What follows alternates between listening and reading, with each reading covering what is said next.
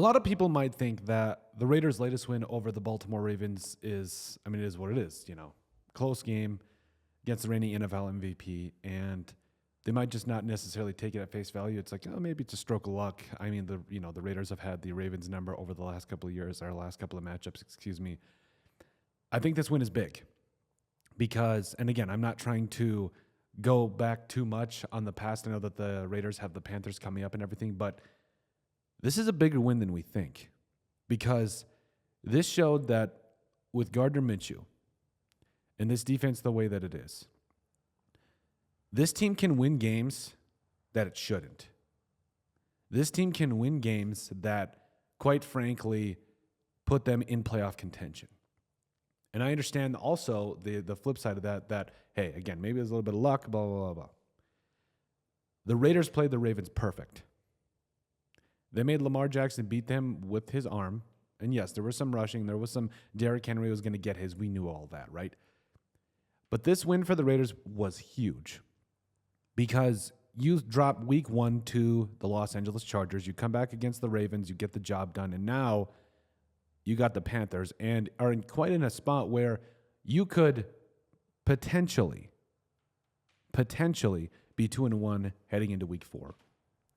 And especially in a division where, the Broncos are what they are. They might be, if Bo Nix doesn't turn it around quick, they might be one of the worst teams of football, at least for now.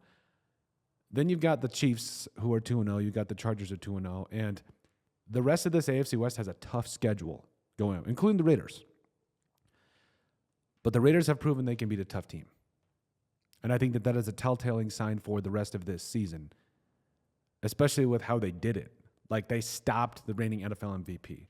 They spread the ball around. Now, again, I have been a big proponent of Gardner Minshew throwing the ball longer and, connecting on some bigger throws like that. We understand all of that.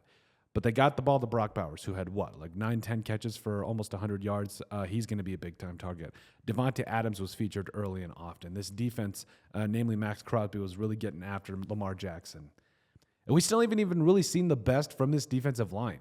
Like, Christian Wilkins has yet to register a sack this season. I think he's going to start to eat, especially as things go on here.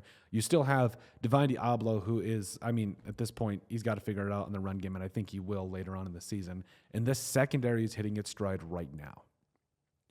So with how things are going, I truthfully believe that this win for the Raiders was huge, and it's a binomer. It's an example of what the Raiders can do throughout the rest of the season.